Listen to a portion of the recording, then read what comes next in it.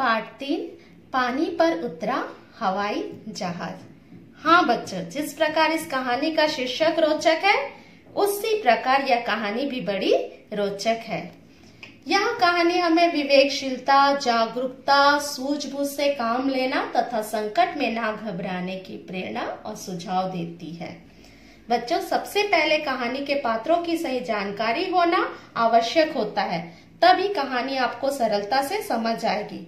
तो कहानी के पात्र का अर्थ होता है कहानी में भाग लेने वाले किरदार। तो कहानी के पात्र इस प्रकार है। कहानी की मुख्य पात्र है जेनिफर, जो कि 14 वर्ष की बालिका है और वो पहली बार हवाई जहाज की यात्रा कर रही है। जेनिफर के पिता, जो पानी जहाज के इंजीनियर है, जिसे इंजीनियर को हिंदी में कहा जाता है अभियंता, पायलट, एयर होस्टेस, 2 और पायलट और अंत में रेडियो ऑफिसर आदि। तो ये सभी कहानी के प्रमुख पात्र हैं।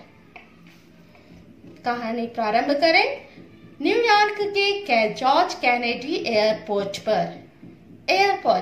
एयरपोर्ट का अर्थ होता है हिंदी में हवाई अड्डा।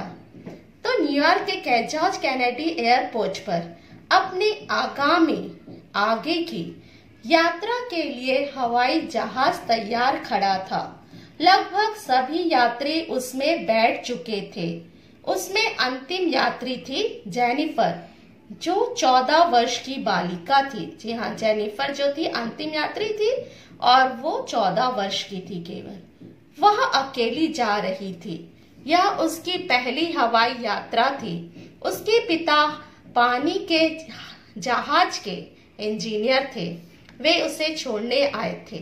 बोले, जेनिफर, तुम तो एक बहादुर लड़की हो। मेरे साथ कई समुद्री यात्राएं कर चुकी हो। तुमने कई हवाई जहाजों को पानी पर भी उतरते देखा है। आज घबरा क्यों रही हो? जेनिफर हंसकर बोली, पापा, जब मैंने पहली समुद्री यात्रा की थी तो आप मेरे साथ थे। आज जब मैं पहली हवाई यात्रा कर रही हूँ तो मैं अकेली हूँ। खैर, आप चिंता मत कीजिए। यह कहकर जेनिफर हवाई जहाज में चढ़कर अपनी सीट पर बैठ गई। सभी यात्रियों ने अपनी सीट बेल्ट बांध ली।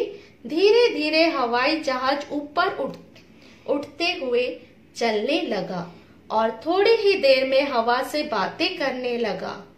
पायलट ने एयर होस्टेस को बुलाकर सभी यात्रियों का हाल पूछा तो उसने बताया कि जेनिफर कुछ घबराई हुई सी दिखाई पड़ रही है। पायलट जेनिफर और उसके पिता को जानता था।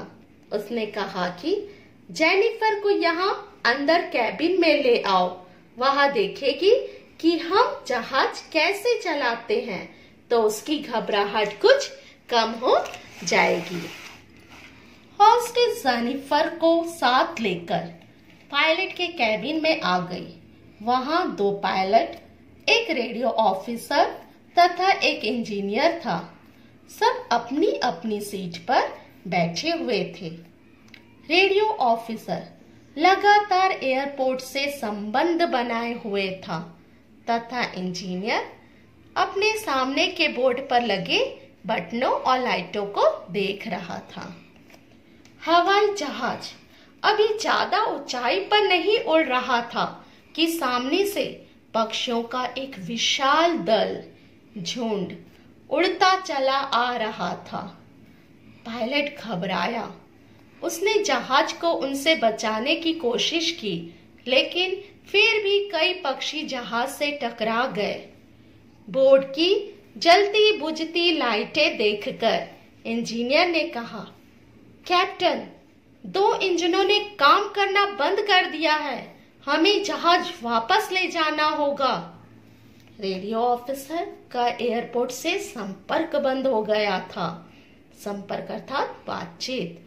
वह बोला, बिना एयरपोर्ट से संपर्क किए हम जहाज वहां नहीं ले जा सकते। फिर हमें क्या करना चाहिए? इस समय हम हडसन नदी के ऊपर उड़ रहे हैं। तभी जेनिफर, जो उन सब की बातें सुन रही थी, बोली, सर, हम हडसन नदी पर अपना जहाज उतार सकते हैं, क्योंकि यहाँ नदी का किनारा भी ज्यादा दूर नहीं है। हाँ, आपको जहाज की गति कम करके बहुत सावधानी से पानी पर जहाज उतारना पड़ेगा। पायलट भी यही सोच रहा था कि उसे जहाज की गति बहुत कम करके धीरे धीरे पानी पर किनारे की ओर जहाज उतारना चाहिए। इसके अलावा कोई रास्ता नहीं था। उसे जेनिफर के विचार सुनकर हिम्मत बंधी।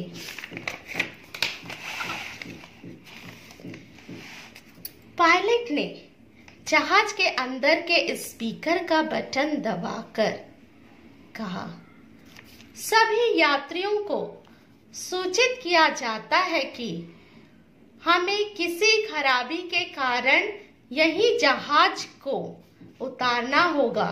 कृपया सब सीट बेल्ट बांध ले। जेनिफर भी अपनी सीट पर जाकर बैठ गई और उसने अपनी सीट बेल्ट बांध ली।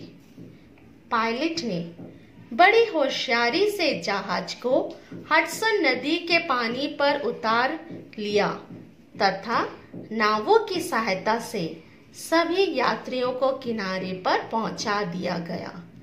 बाहर आकर पायलट ने जेनिफर को धन्यवाद दिया तथा जेनिफर ने भी पायलट की सूझबूझ की बड़ी प्रशंसा की।